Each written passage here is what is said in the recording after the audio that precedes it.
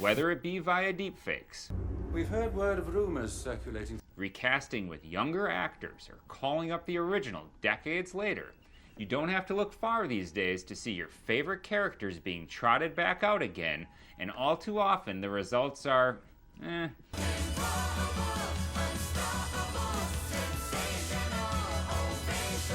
There was a time when the return of a beloved character actually delivered some quality entertainment. Not that time. I'm talking about the episode Relics. It's the Scotty episode. We're talking about Scotty. It's Scotty, for God's sake.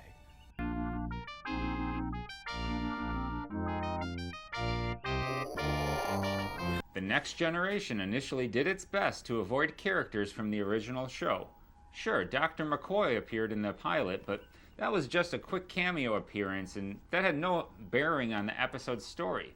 In fact, it was noted in the Star Trek The Next Generation Writer-Director's Guide, or the Writer's Bible, that the show wasn't buying any stories about the original cast or their descendants, as they wanted their audience's attention to be centered on the new characters. On the other side of that coin, though, there was the view of the original cast members like James Doohan. He had been a critic of The Next Generation during its early run. He stated that the show was only rehashing episodes done by the original. For instance, The Naked Now being a takeoff of The Naked Time. He had, however, grown to appreciate The Next Generation after his family made him sit down and watch the show. And here now in Next Gen, it was in its 6th season, and producer-writer Ron Moore believed that after the work they had done in the 2-part Spock-centered episode Unification, that they could do episodes referencing the old shows without destroying their own.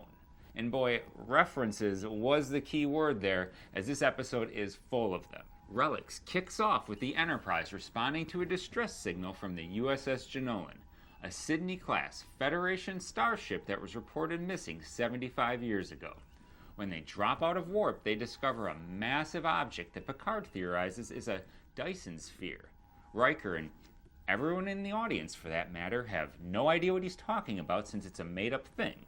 In real life, when Freeman Dyson himself was shown the episode, he described the science behind the theory as nonsense, but he did state, one of my daughters sent me a tape of that program afterwards, and actually it was sort of fun to watch it, but I mean, it's all nonsense, but it's quite a good piece of cinema. Anyways, they find that the Jenolan has impacted onto the surface of the Dyson sphere, and Riker, Geordi, and Worf go over to investigate it. When they arrive on the ship, they find the transporter jury-rigged into a continuous diagnostic cycle. In it, they find a pattern in the buffer and decide to rematerialize it, and well... They're losing their pattern. Oh no, they're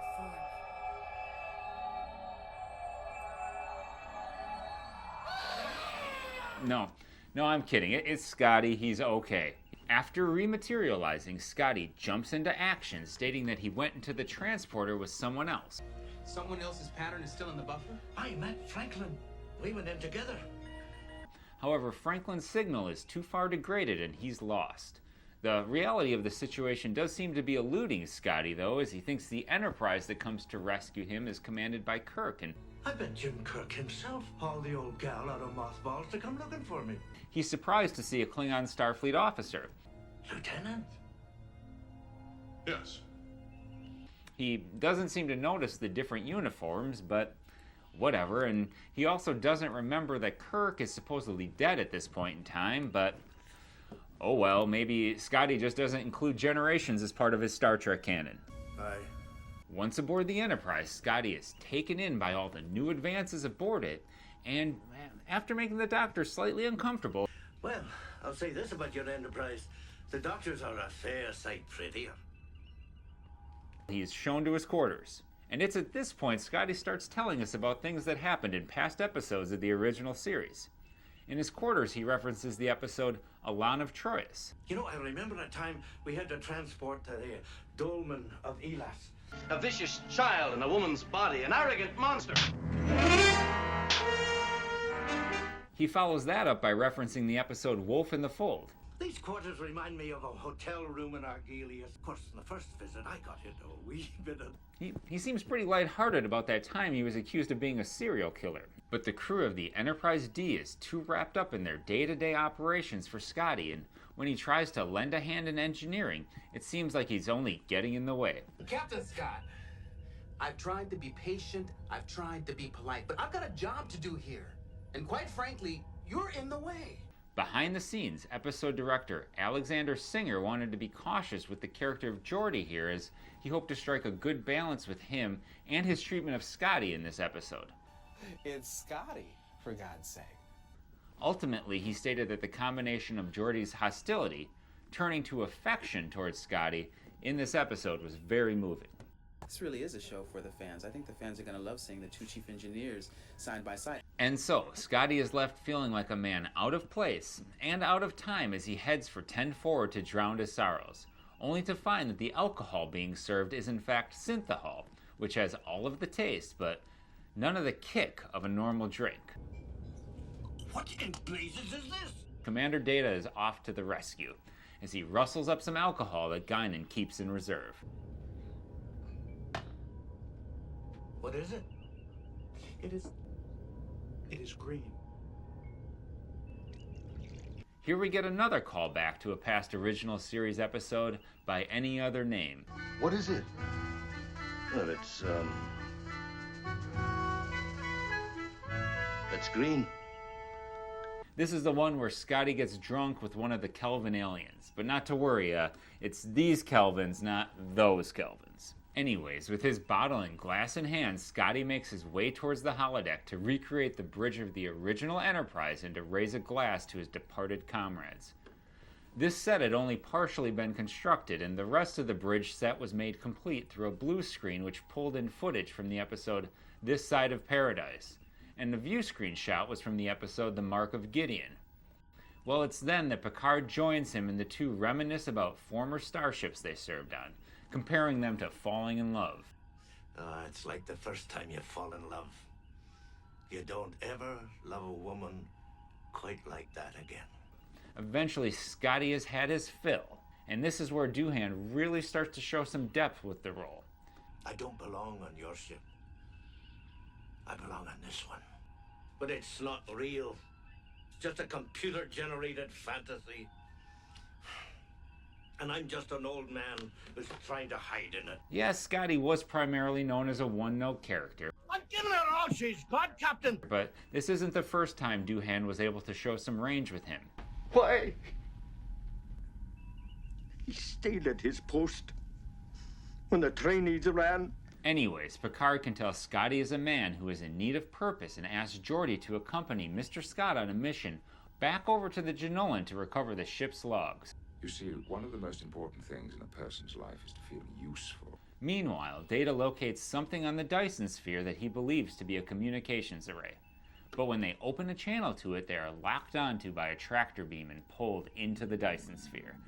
The Enterprise is now headed towards the star inside of it. And all of this unbeknownst to Scotty and Geordi, who are working to recover the ship's logs back aboard the Genolan. Scotty finds himself frustrated as they work to recover the logs, stating that the technology aboard the Genolan It's just obsolete. But Geordi takes it on himself to point out that, Just because something's old doesn't mean you throw it away. and this helps to bolster Scotty's confidence. But when Geordi attempts to contact the Enterprise, there is no reply. LaForge to Enterprise, come in, please. The two are able to get the engines back online, and Scotty defers command of the Genolan to Geordi as he states, I may be captain by rank, but I never wanted to be anything else but an engineer. it's hard to not think of another original series episode in that moment, The Trouble with Tribbles, where Scotty is glad to be confined to his quarters. Thank you, sir. It'll give me a chance to catch up on my technical journals. This man is an engineer through and through, and it seems like he's refound that purpose yet again. Scotty and Geordi are able to track the Enterprise to the opening that pulled the ship into the Dyson sphere. There, Scotty devises a plan to open the portal and help the Enterprise escape. Geordi calls the plan crazy, but Scotty tells him, I have spent my whole life trying to figure out crazy ways of doing things. and it's time for this miracle worker to work one more. While Scotty's plan offers an escape for the Enterprise, it puts a great strain on the Genolan, and Geordi contacts the Enterprise to tell them that they will have to destroy the Genolan to make it out. Our shields aren't gonna hold out much longer. With the Genolan coming apart at the seams, The Enterprise transports Scotty and Geordi aboard. They destroy the Janolan and make their escape. With everyone safe, Geordi and Scotty find themselves back aboard the Enterprise, and well, now it's Geordi's turn to start talking about previous episodes of Star Trek. This alien space baby, which was about the size of a 4-story building, really thought the Enterprise was its mother. Oh, you're pulling an old man's leg. No, really. Scotty gives Geordi some parting words of wisdom, and the two wind up in the shuttle bay, where the senior staff of the Enterprise have gathered to loan Scotty one of their shuttles and to wish him well as he heads off to the Norpin colony. Bon voyage, Mr. Scott. Thank you, sir. Scotty states that The Norpin colony is for old men to retire. Maybe someday I'll end up there, but not yet. and with a rediscovered sense of purpose, it seems Scotty has more adventures yet to come. You take care of yourself out there. Aye. This episode is filled with nostalgia and references, but it never feels like it's pandering to the audience in the way that the return of a character like Scotty would likely be handled today. I think that's due to the way that we see the other characters treat Scotty in this episode. He isn't lauded for being the fabled engineer of old that the crew of the Enterprise D are falling over themselves to praise. We've seen in recent iterations of Star Trek simply mentioning the name of a recognizable character like Spock or like Khan is meant to send awe and amazement through the audience. My name is Khan. And through the other characters, when sure the audience knows who they are, but the characters around them wouldn't know or really wouldn't care who Khan Noonien Singh is. No, nothing quite like that for Scotty in this episode. Quite the opposite, in fact. To the crew of the Enterprise D, he's just an old man who's just in the way, and he isn't treated as being special, which actually makes sense and helps to ground the episode. The audience knows who he is for sure, and It's Scotty, for God's sake. they get his references, but these people on the current Enterprise could care less. Bit of trouble. Excuse me, sir, but I have to return to duty. And beyond that, Scotty actually has a character arc he goes through in this episode. He isn't there just to be trotted out because he's a name people know. The character starts the episode ready for retirement when the Enterprise D finds him. I was heading for Norpin 5 to settle down and enjoy my retirement. And he is just another relic like the Dyson Sphere or the Janolan, and both his body and his spirit seem to be broken. But by the end, he's rediscovered his purpose and is ready for more adventures. So hats off to this episode's writer, Ron Moore, and of course James Doohan for being able to bring depth to and show growth in the character of Mr. Scott. You take care of yourself out there.